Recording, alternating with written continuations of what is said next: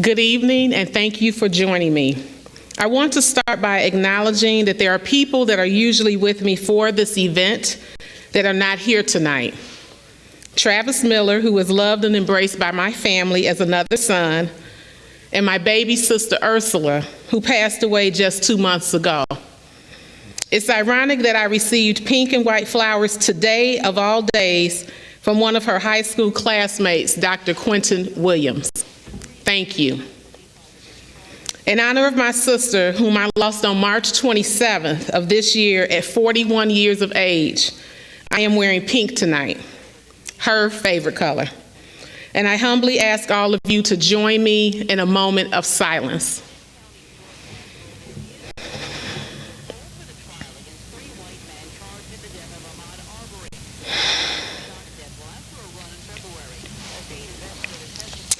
Due to COVID-19 restrictions, I was only able to have a few people here this evening with some of my team members.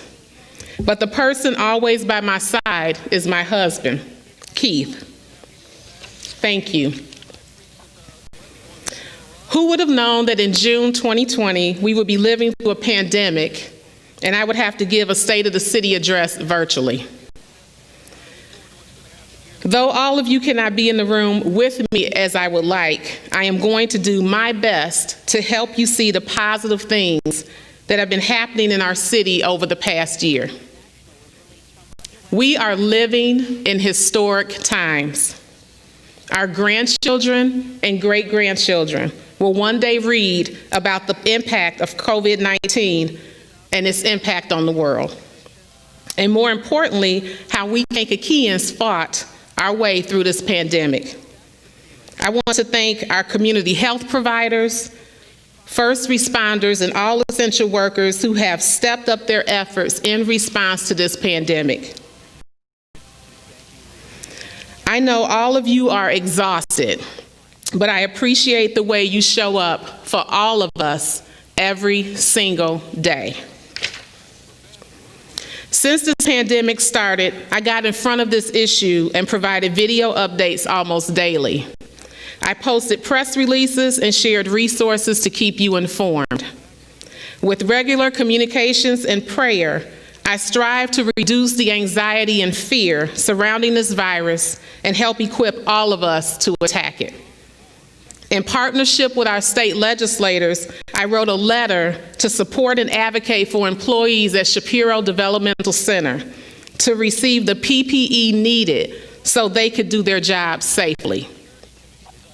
I participated during the governor's weekly calls to monitor strategies and direct resources to our city. I mailed a letter to all residents with COVID-19 updates, links to resources, and the announcement of our Bounce Back Kankakee program. And with the partnership of our federal leaders, I advocated for federal funding to bring more than $345,000 back to our city for mortgage, rent, and utility relief for eligible residents and business owners. In partnership with the City Council and administrative team, we are currently working on an outdoor dining ordinance and addressing the individual needs of business owners as we move through the next phases of recovery.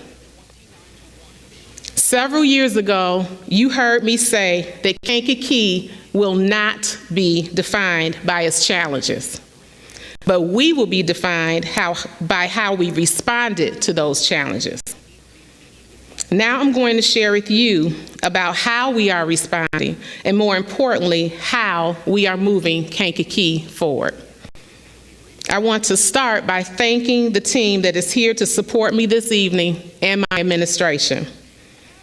Thank you for showing up for this city to share with me a vision, your expertise, your passion, and your commitment.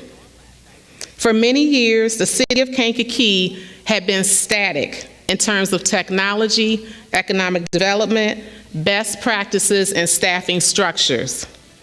Making changes has been challenging as most people resist and some oppose change. But this is not 1993. And in order to grow, we must adapt to the world as it evolves and try to stay ahead of what's to come. Though this has been and continues to be a challenging year, I want to share some of our accomplishments. In regard to the fiscal health of the city, the Finance Department is led by Elizabeth Kubel, Comptroller, and Maureen Cambick, Deputy Comptroller. We passed another balanced budget for fiscal year 2020, as we have done in the last 3 years during my tenure as mayor. After close to a decade of sales tax litigation that resulted from lawsuits filed against the city of Kankakee for sales tax sharing agreements and thousands of dollars paid to past attorneys, the city settled on this matter with favorable terms during July of 2019. Together, the administration, legal partners, and city council entered into settlement agreements with 5 entities who were paid from funds that were held in escrow. Additionally, the city entered into a fleet management program spearheaded by the research done by our comptroller. As a result, the city is now leasing vehicles for a number of departments, saving costs on maintenance, repairs, and fuel. And finally, thanks to the vision and a desire to put people before politics, my administration, in partnership with the City Council, was able to lower the city's portion of property taxes for the 2nd consecutive year.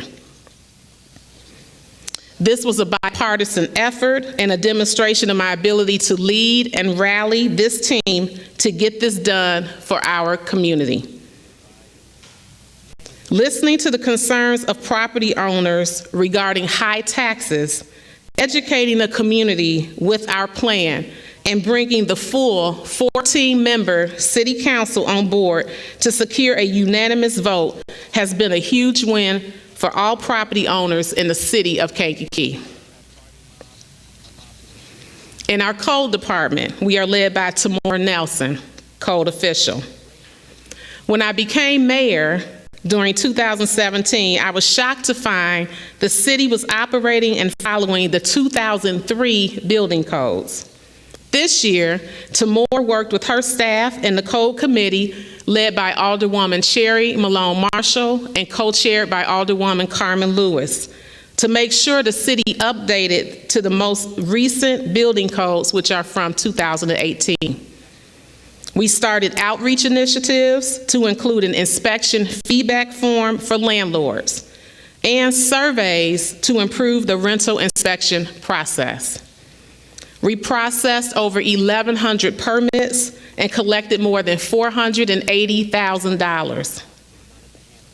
And through the new contractor's license that was implemented in this administration, the city was able to collect more than $50,000 in fees with 377 registered contractors. More importantly, we are now able to ensure these contractors are qualified and accessible. In our Human Resources Department, we are led by James Ellickson, Director. Goals of this administration shared by Director Ellickson include the reduction of costs, improving operations, advancing efficiencies, and modernizing our computer data and information. James has been spearheading the Paycor project to streamline payroll operations, improve productivity, and eliminate manual processes. Although we still have employees filling out paper forms to take time off and for other routine matters, we have progressed dramatically in our computer technology. Working across departments, Director Ellickson established a citywide safety committee that works in partnership with the Illinois Public Risk Fund. His efforts to reduce liability this year alone will add up to about $100,000. Additionally, James has worked with the legal team and provided training to all departments that has led to a 40% reduction of work comp claims and reduced liability for the city by 50%. As I have stated, the world is evolving and far different than just 3 years ago when I was elected. As a result of the COVID-19 pandemic and social unrest, having James's HR expertise at this time was critical to reform our policies, implement best practices, and update the employee handbook to meet the new and ever-changing state and federal guidelines. Economic and Community Development Agency, or our ECDA. This arm of the city includes the former CDA and Economic Development, which is now led by Barbie Brewer-Watson, Executive Director. In a short amount of time, Director Brewer-Watson has acclimated to the administration and worked closely with Alderwoman Danita Swanson, who chairs the CDA committee, and our team to execute grants including lead abatement, single-family rehab, Brownsfield, and more. The ECDA team worked hard to regain access to $945,000 in unspent entitlement funds that were allocated to the city of Kankakee from years 2014 through 2018. Yes, this is the department that is supposed to find and spend grant dollars. And prior to my election, the past administration had literally left hundreds of thousands of dollars on the table. During this year alone, the ECDA team secured $54,000 in funding for a land bank grant. They secured another $25,000 in Census 2020 grant funding for hard-to-count communities. This is helping us ensure that all Kankakeeans get counted, which results in more federal monies coming to our city. In fact, the census is so important that the National League of Cities provided $1.6 million in grants to cities, villages, and towns across this country. I am proud to report that I personally applied for and secured an additional $10,000 in census grant funding. With this funding, I will hire 2 interns under the office of the mayor this summer to assist with hard-to-count populations such as youth, homeless, and minorities. I have already filled one of those positions with Melanie Villagomez. Welcome to our team, Melanie.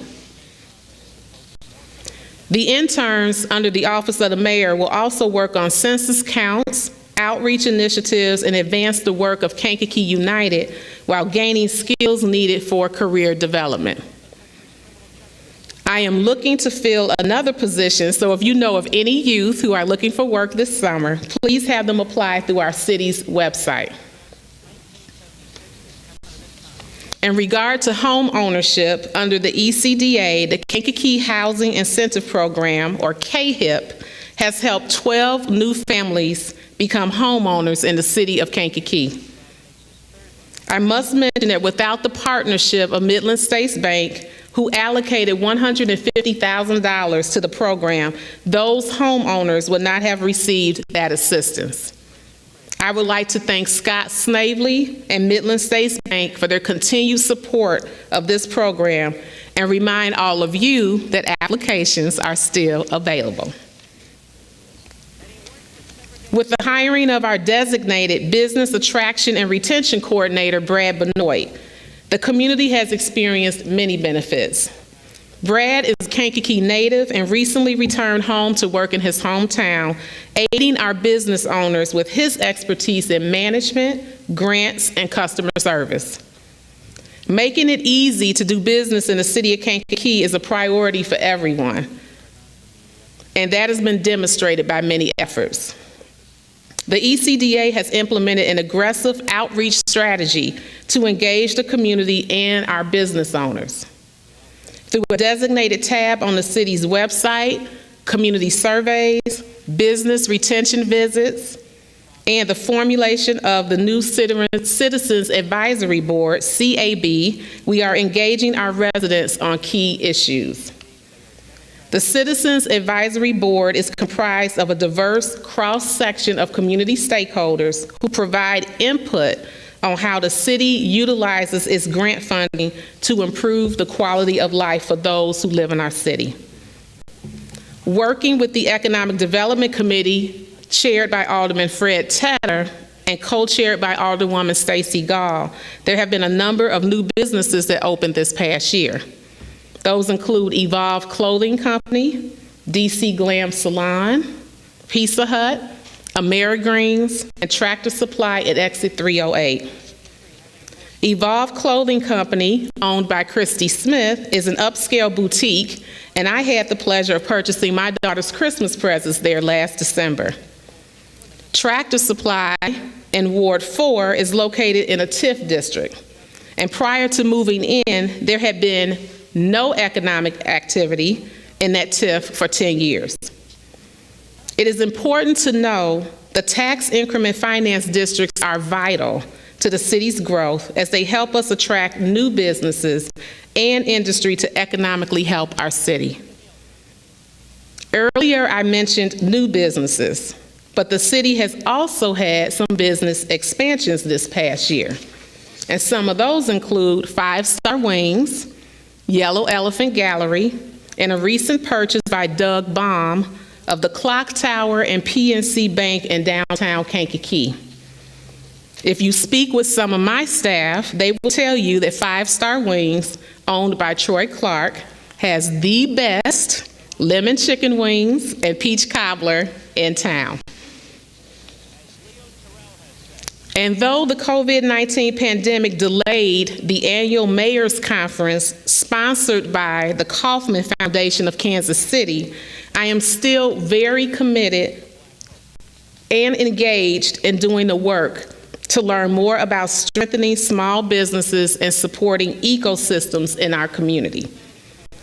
This work impacts our entrepreneurs, such as Cornell Jones, who's a hairstylist, Andre Terrell, who's a fashion designer, Amy Roush, owner of the Majestic Theater and an event planner, Jackie Maiden Jefferson, caterer, Autumn Hodak of Nirvana by Autumn, esthetician, Stephen and Ari Fruz, owners of Stafari Cafe, Seaborn Billings and Elaine Richmond, proud owners of the recently renovated International Lounge, Courtney Wade of Ebony Pearls Boutique, jewelry maker, and Berlin Louvion and Tracy Caldwell-Verrett, both amazing makeup artists. These are a few of the many talented, committed, and hard-working entrepreneurs who are a part of our small business ecosystem and whom I personally and proudly support.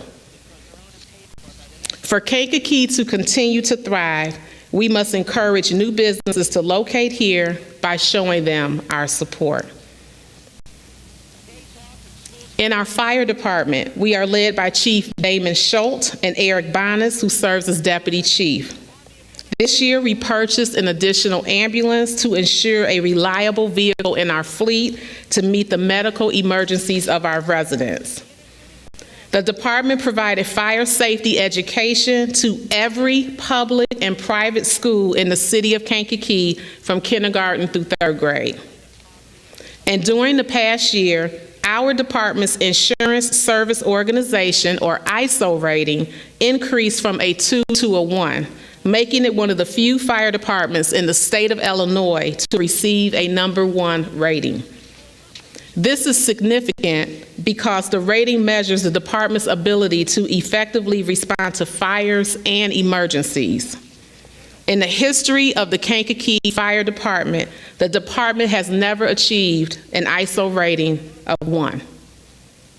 Congratulations to the chief, deputy chief, and all of our first responders. Moving to infrastructure. The city is very fortunate to work with the dynamic engineering firm, Pegash Engineering, and Mike Hoffman, who serves as our city planner with Tesca Associates. The engineer and planner have been a dynamic duo in helping to advance projects in the city. In the past year, the city has advanced the Safe Routes to School project at Keene Middle School, which is a project that started with a letter to me by a fourth grader named Ty Balderson. In our downtown district, phase 1 of the Schuyler Avenue Streetscape project was completed and demonstrated an example of the perseverance and grit of this team.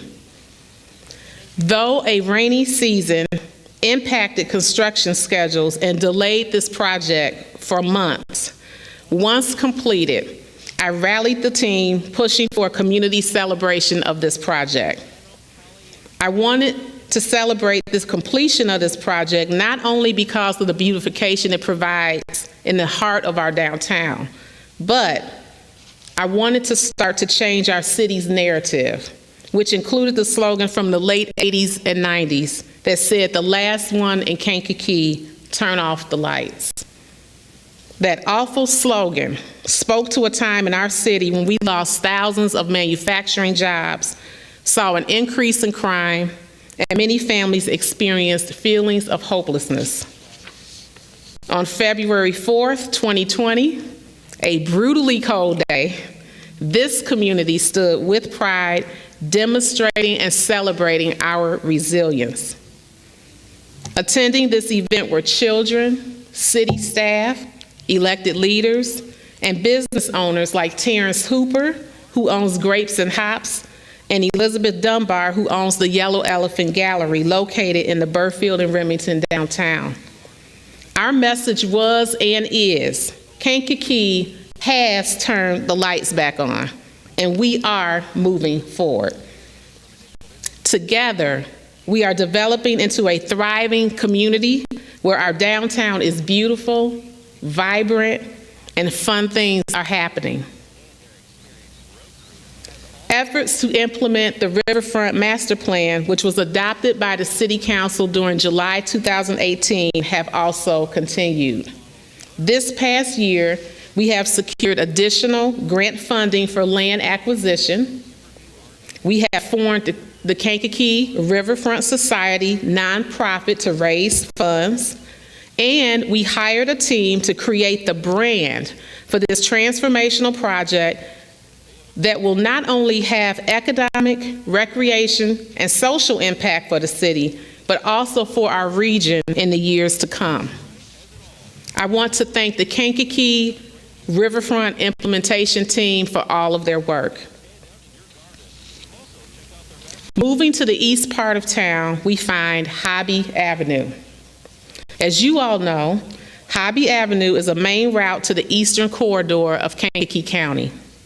It serves as a truck route and has significant drainage issues.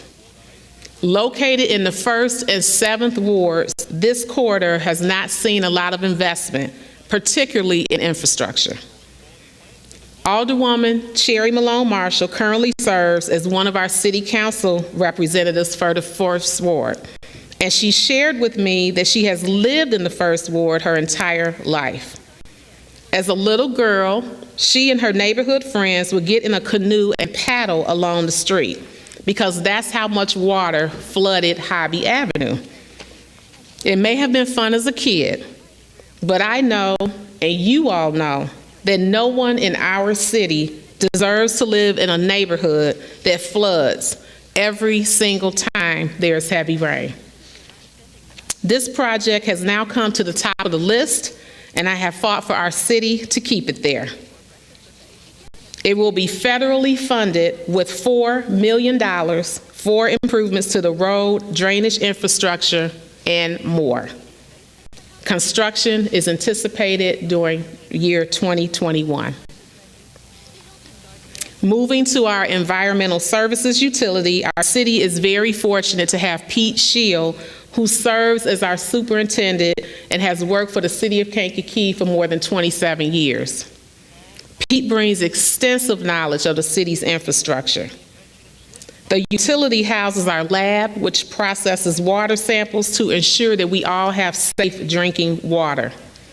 It houses our Department of Public Works, which does a great job of keeping our city clean, streets plowed, and trees trimmed. It houses our IT, technical services, a team that has really stepped up this year to make sure the city provides transparency to residents through live streaming from the website, broadcasts, and more. Moving to our police department, our team is led by Chief Frank Cosman and Deputy Chief Willie Hunt. Over the past year, as the chief got acclimated to the department and moved into the community, he worked with me to utilize technology to address crime, strengthen community partnerships, and address diversity so that our police department reflects the demographics of the community it serves. The team achieved a 16% reduction in Part 1 serious crimes, such as homicides, from the amount recorded in 2017. Under the law enforcement leadership team, the Reen Neighborhood Watch program was launched. This is a free downloadable app that allows communication between the police department and the community.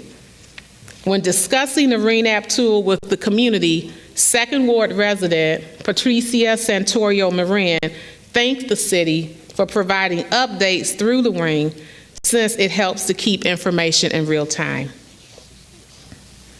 The team also implemented a safe passage program providing access to a no-cost opioid addiction rehab program.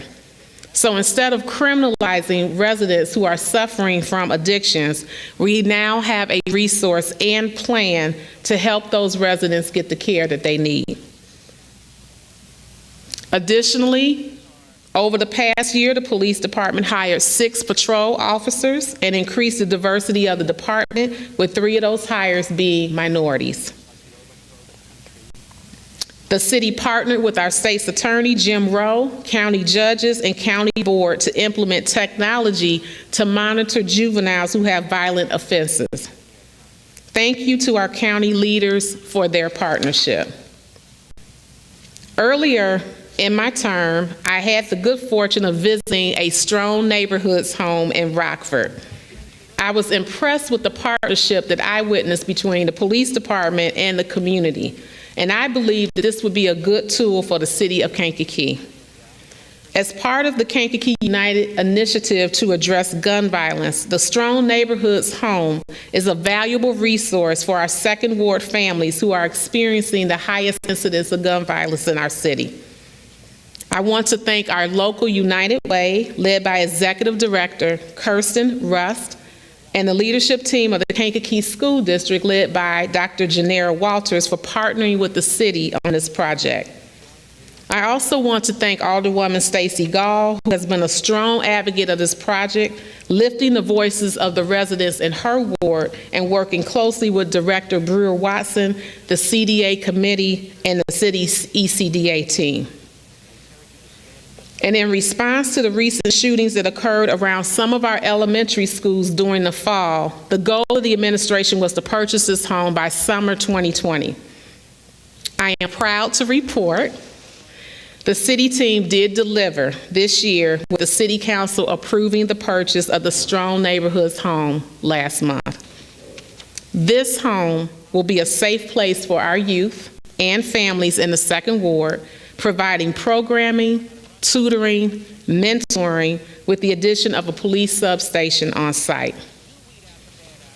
In terms of accreditation, our police department received its 4th reaccreditation from the Commission on Accreditation for Law Enforcement Agencies, or what is commonly referred to as CALEA.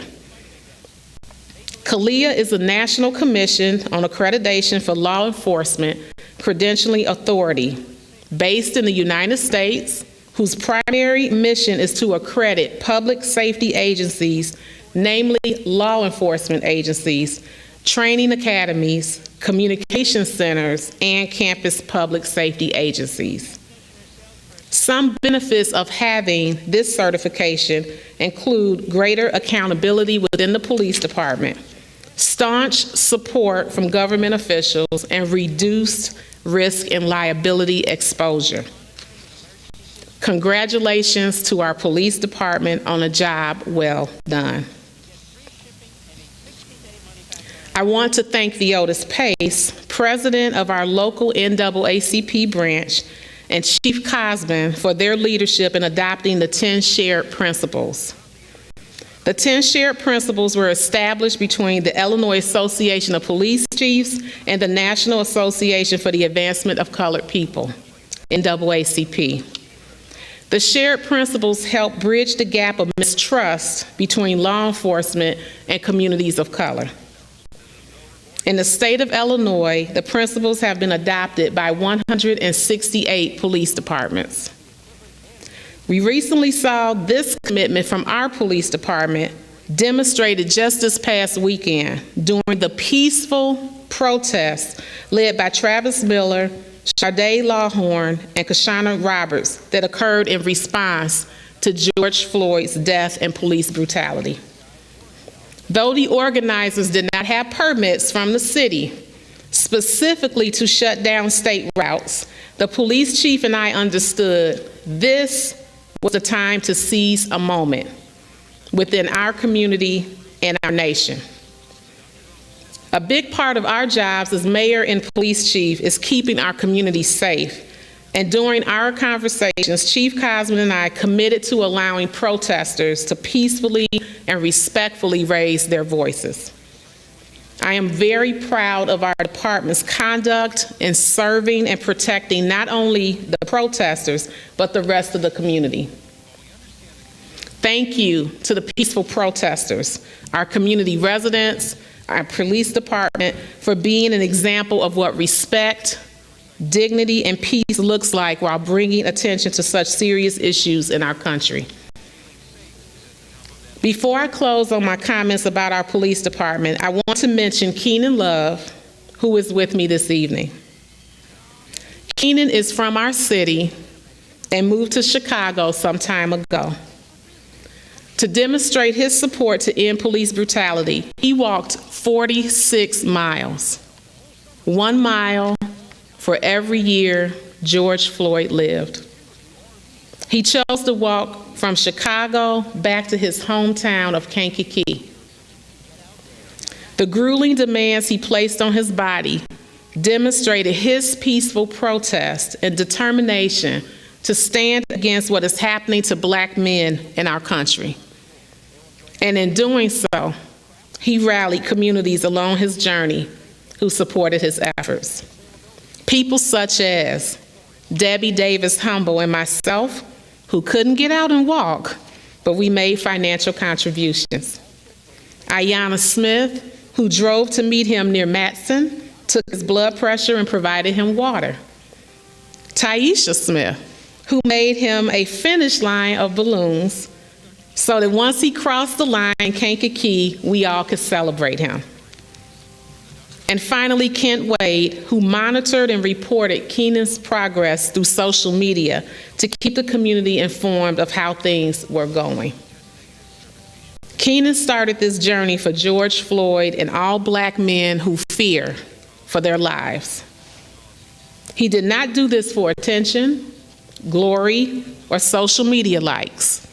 He did this to people everywhere because he believes we should all treat one another with dignity and respect.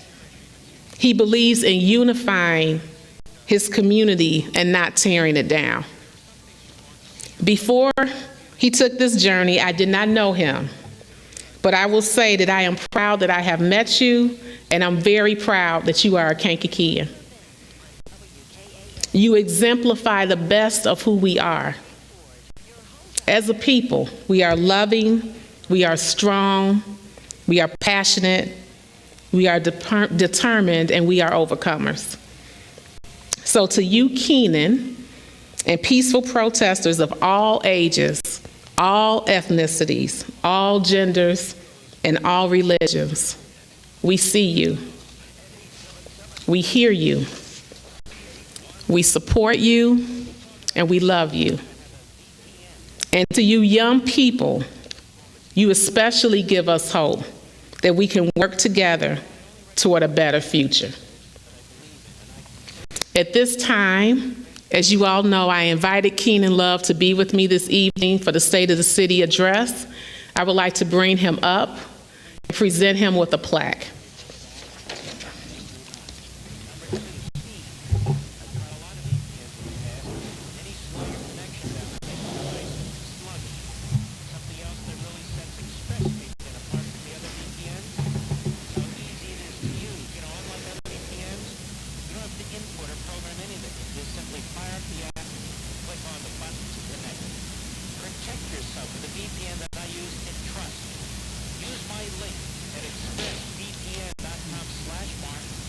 If you can hold it. You can just hold it.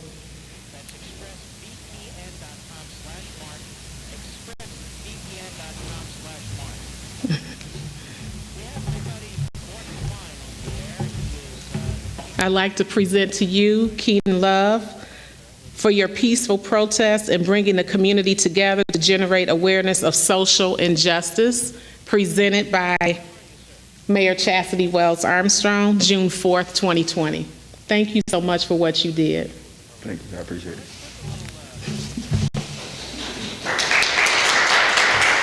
Would you like to say a few words? I'm gonna step away and let Keenan say a couple words. You don't have to, just whatever's on your heart. Hey, how's everybody doing? I wanna really bring the community back together in ways we've never seen before. And it's gonna take for us to lead by example, and it's gonna start with the younger generation. And I feel like we need to invest into the young generation with everything we got, because that's our future. And it's going to be on us to bring it together. Love y'all.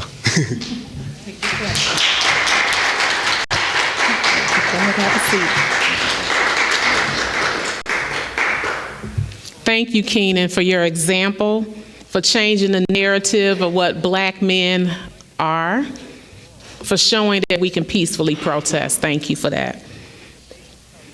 Moving on to our marketing and communications department, we are led by Jasmine Humble, who serves as our coordinator. Jasmine is a seasoned professional with a strong background in media and journalism, someone who was born and raised in the city of Kankakee and wanted to come home and work in her hometown. Many of us, I remember the voice of Pastor Howard Wills expressing a desire to see our young people not only go away to college, but also come back home to work. This position is fairly new, and it works in collaboration with all city departments. The Kankakee Development Corporation, which is known as our KDC, Downtown Business Owners, and our City Council.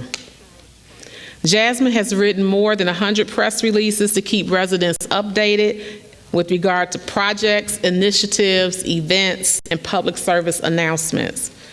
She manages all of the city's social media platforms and has increased social media followers by more than 1,000 followers.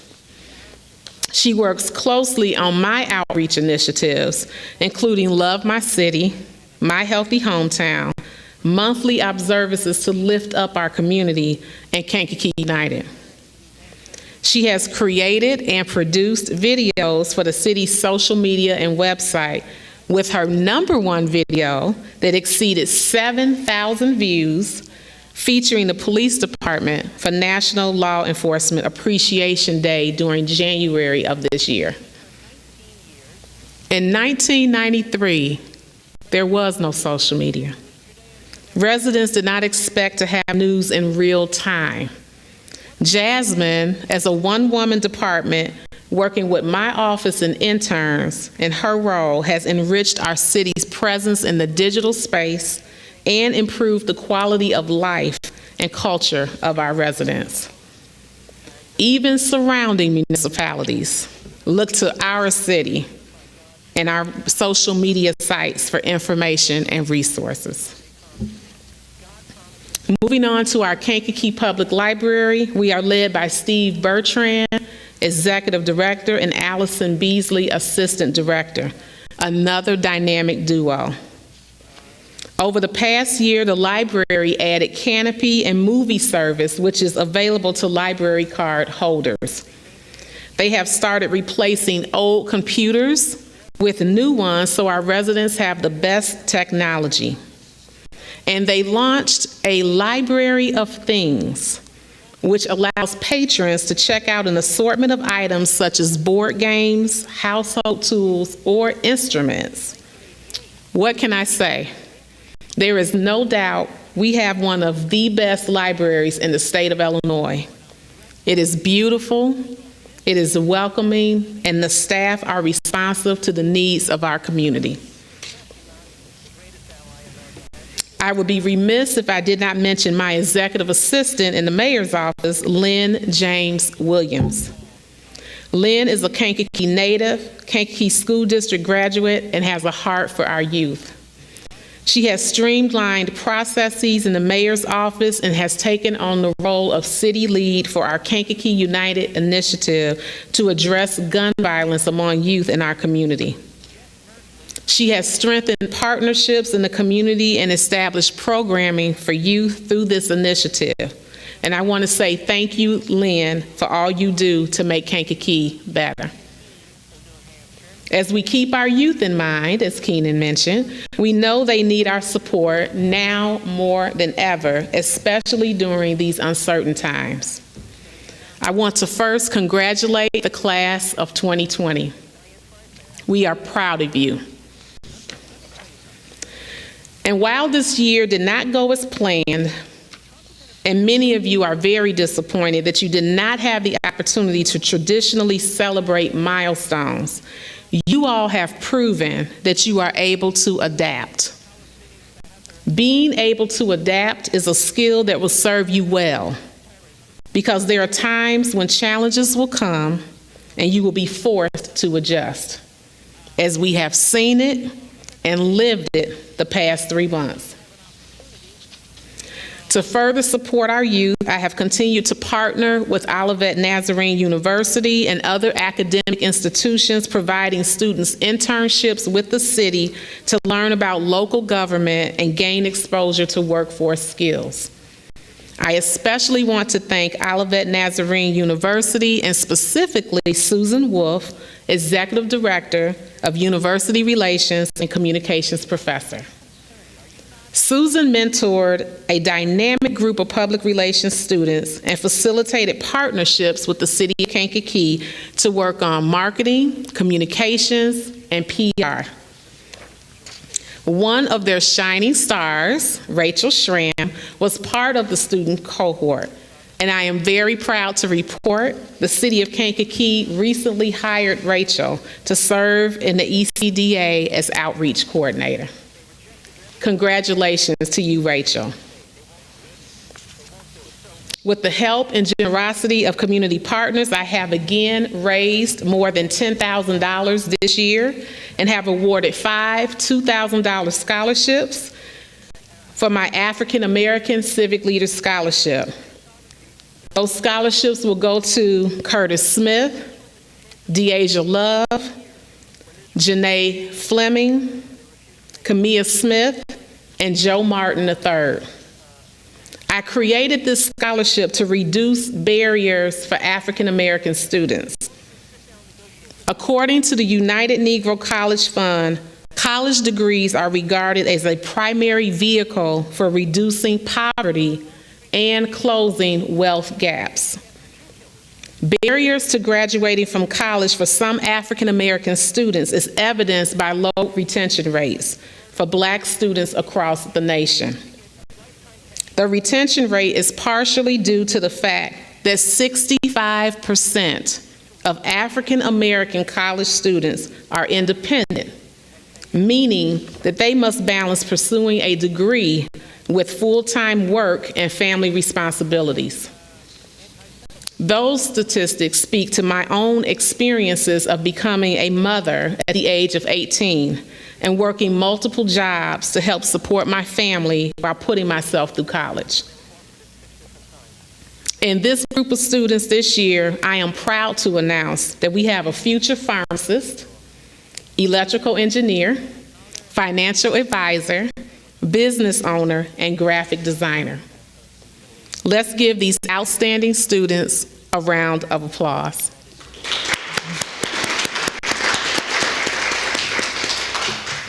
Moving Kankakee forward addresses needs of all. And since the beginning of my administration, we have made efforts to do just that. I want to thank Patricia Santoyo-Marin, Second Ward resident and bilingual presenter, who partnered with Lynne Williams, my executive assistant, to help launch the city's Diversity and Inclusion series, starting with a presentation surrounding the RISE Act. The RISE Act, which stands for the Retention of Illinois Students and Equity Act, allows eligible, undocumented, and transgender students who are disqualified from federal financial aid to apply for all forms of state financial aid, including the Monetary Award Program, or MAP grants. MAP grants are the state's largest need-based grant program for low-income college students, and these are funds that do not have to be paid back. I believe that all students should have a fair chance at pursuing higher education, and I will remain committed to my efforts to support these students by providing resources, advocating for their needs, and sponsoring a Hispanic student's education yearly, as I have done for the past years through the annual Hispanic Partnership Scholarship. As we move Kankakee forward, the state of our city is strong. It is strong because in my role as mayor, I am working every single day to elevate the voice and needs of our community. I work closely through my partnerships with the Illinois Municipal League, the National League of Cities, the Mayor's Innovation Project, in addition to partnering with our state and federal legislators. My work with the Kauffman Foundation continues as our team seeks ways to improve the ecosystems for small business owners. Through our continued work with Cities United, a national coalition of mayors across the country, I will continue to lead efforts in our city to reduce gun violence and help our youth remain healthy, stay hopeful, and be productive. Over the past year, I have worked with legislators to secure funding to address the unemployment of residents and business owners caused by the pandemic, advance the development of the Riverfront Project, and support an accurate census count. Though the issue of adult use cannabis was controversial in the city of Kankakee, I worked with progressive leaders in our community to move our city toward the adoption of a cannabis ordinance. And when it came to cannabis legislation for our city, I was in the room where it happened. That's a reference to Lin-Manuel's Broadway play, Hamilton. The work that went into adopting this ordinance took countless hours of research, conversations, and meetings. I want to thank our legal team, Odelson Stirk, and specifically Bert Odelson, who wrote the model cannabis ordinance for our city that is now being used as a model in our state. I want to thank Chris Schmitz, who with other duties supports our legal team as a liaison, often drafting legal documents and conducting research. I believe the recent cannabis legislation provides a pathway to heal and restore the damage that has been done to Black and brown communities who were incarcerated for years related to cannabis crimes. This occurred while white, wealthy business owners profited from the use of this plant. Given that cannabis is now legal in the state of Illinois for both medical and adult use, it made no sense to me to leave this revenue stream on the table when it can provide much needed funding for our city. Cannabis has been and always will remain in the community. Legalization now provides a safer product for adult use. Further benefits of the legalization include the equity component of providing opportunities to those who have been disproportionately impacted to now participate in the economic benefits of this expanded industry. And that includes employment and ownership of businesses that are tied to the cannabis industry. Furthermore, funds collected from cannabis revenues will be directed to programming around education, youth development, address gun violence and addiction, in addition to sponsoring initiatives to address legal aid and remove barriers that prevent people from being gainfully employed and fully participating in society. And with my recent appointment by Lieutenant Governor Juliana Stratton to the Restore, Reinvest, and Renew Board, the R3 Board, I will be working to oversee and manage the 25% of cannabis revenues in our state and direct funding to R3 zones for programming. Again, to have a restorative approach to those impacted by the punitive and unfair policies of the war on drugs. Some of you may not be aware, but the city of Kankakee is in R3 zone. But because it is, and having been given this opportunity, I will use this appointment by the Lieutenant Governor to lift our voices and direct much-needed resources back to the city of Kankakee. In working with our respective taxing bodies, the city established the East Court TIF district during February of this year. And in doing so, I had my sights set on the first development for the East Court TIF. Thanks to the expertise of the city's municipal law firm, I spearheaded negotiations of a new development agreement with Ricky Rockets. Ricky Rockets is a complex which includes a fuel center, car wash, national restaurant, and a possible breakfast facility. Even our attorney, Bert Olderson, thought that my vision of a new agreement was not likely to happen. We had many meetings. He didn't think it would happen since the city had previously, in the past administration, entered into an agreement with this developer. However, I refused to believe the terms of the old agreement were the best that we could do for our city. In my role as mayor today, I was committed to getting a better agreement for the city of Kankakee and making this economic engine happen now. I would not approve the old agreement that gave 50% of our sales tax and gaming revenues away for 20 years. This administration negotiated no split of revenues, thus keeping an estimated $5 to $8 million in the city for our residents and for the needed growth and development.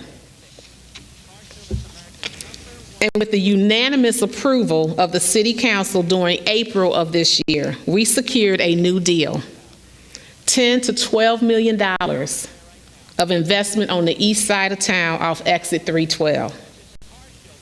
This is in a part of our city that serves as our gateway and has been underserved for years. I want to thank the City Council.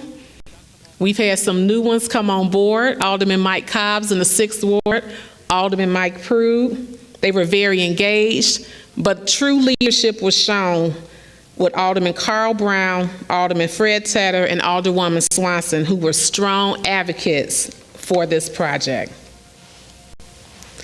The Ricky Rockets project is anticipated to generate approximately $250,000 per year, which will be applied by ordinance to the underfunded pensions. It will also add an additional $200,000 to our general fund. Getting this done required innovative thinking, determination, and passion. I want to thank Neil Pagash, our engineer, and Mike Hoffman, our planner, in addition to Elizabeth Kubel, who crunched all the numbers. As we move Kankakee forward, please know that the state of the city is strong. Over the past 3 years, you can see a change in the city, a focus on equity to make sure resources are being allocated across the entire city for infrastructure projects. Projects such as the Schuyler Avenue streetscape that spans across wards 1 and 2. Drainage improvements in wards 3, 6, and 7.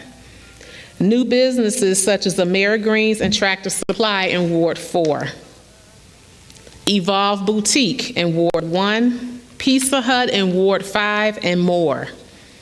Coming this year, our team, in support of the City Council, will continue advancing the work on Hobby Avenue, Brookmont Boulevard, the Riverfront Trail, the Safe Routes to School project in front of Keene Middle School, the Riverfront Master Plan, Phase 2 of the Schuyler Avenue Streetscape, the Exit 312 Gateway signage, and the River Valley Metro Transfer Bus Station on East Chestnut Street.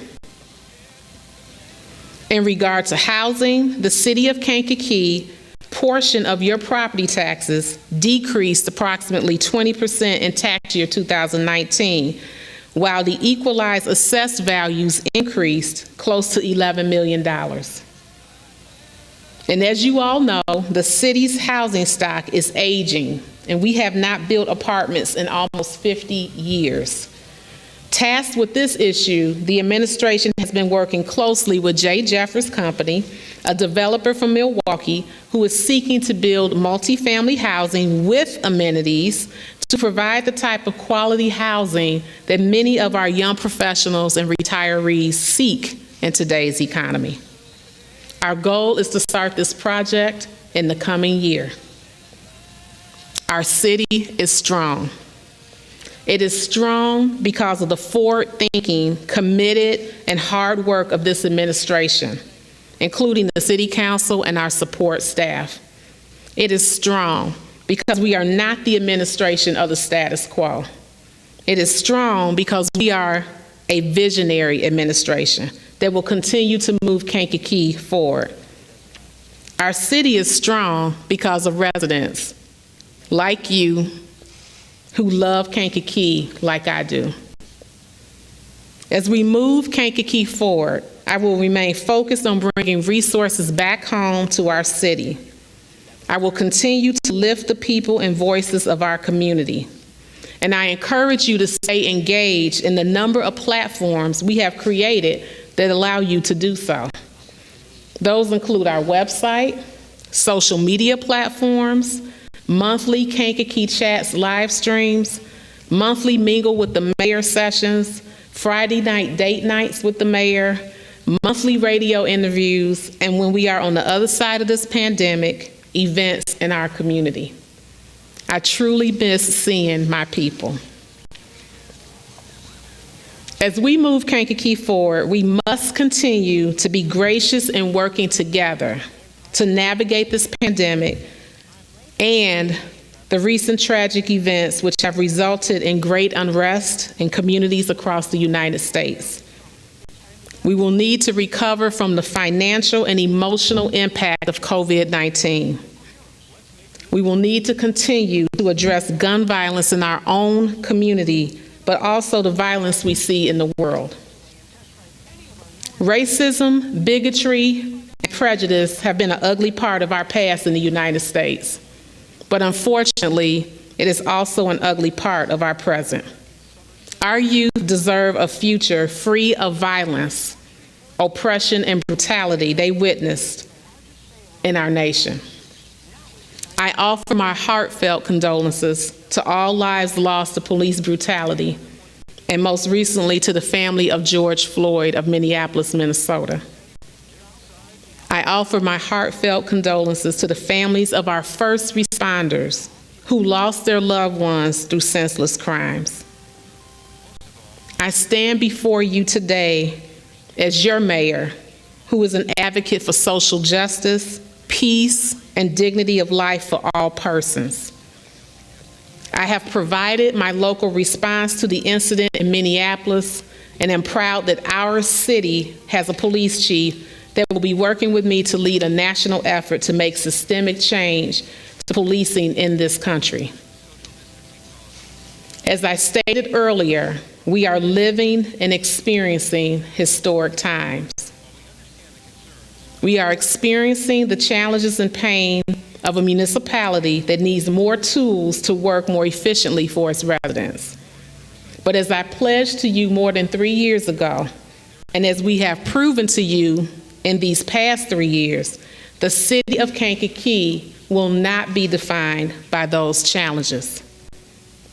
This administration will continue to be nonstop, and we Kankakeeans, we will be defined by how we move Kankakee forward together.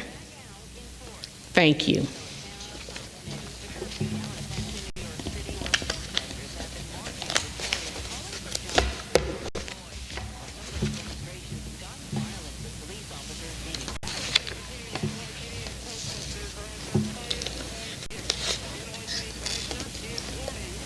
Last year, I had the honor of presenting a key to the city.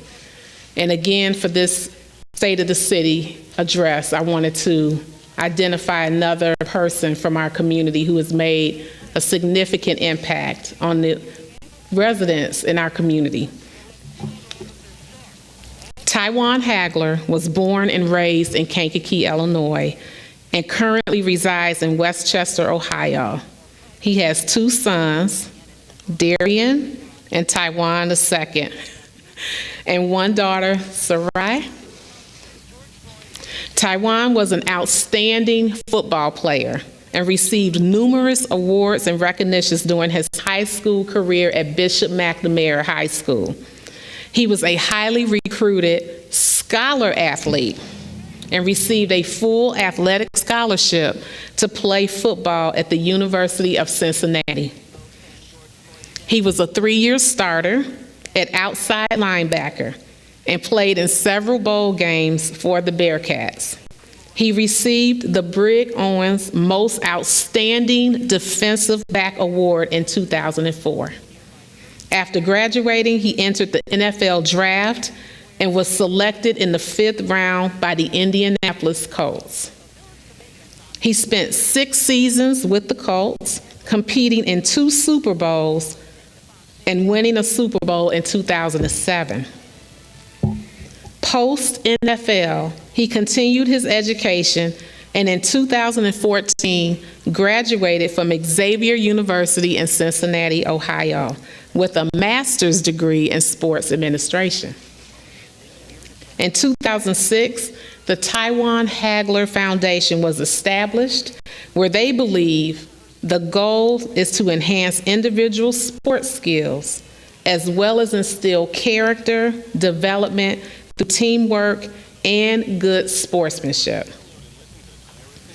Developing good character means developing the ability to make good decisions, becoming respectful, and assuming responsibility for one's own actions. Through his foundation, Taiwan continues to be committed to Bishop McNamara by holding the Taiwan Hagler Free Kids Can Do Summer Football Camp at Bishop McNamara's Memorial Field. The camp brings hundreds of youth ages 6 through 18 together annually for football instruction, including preparation for pass, punt, and kick competition. A cheerleading camp for boys and girls is also offered at this camp. Parents, coaches, and community members enjoy this annual day just as much as the youth participants. Last summer marked the 13th year of the camp. In addition, the Taiwan Hagler Foundation sponsored its 6th basketball tournaments, which is held at the Kankakee Valley Park District Rec Center. His foundation also encourages and supports educational advancement and recognizes and rewards 2 outstanding and deserving students with a partial financial scholarship to pursue a college degree. There is an extensive application that students must submit to be considered for the collegiate scholarship, and foundation board members select the recipients. Use of funds is for tuition assistance, room and board, books, living expenses, or for the purchase of education tools such as a laptop or tablet.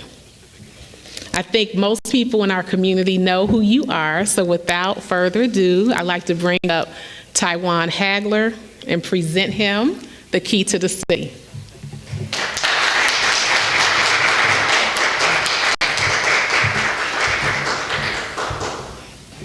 Taiwan Hagler, for your continued investment in the youth of Kankakee presented by Mayor Chastity Wells Armstrong, June 4th, 2020. Thank you so much. Congratulations. Thank you.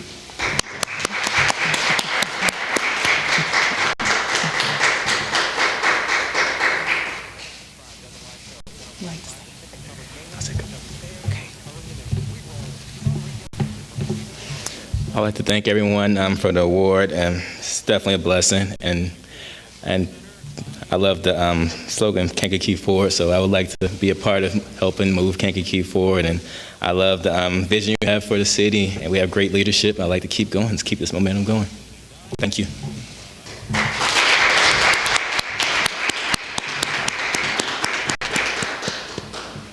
Okay.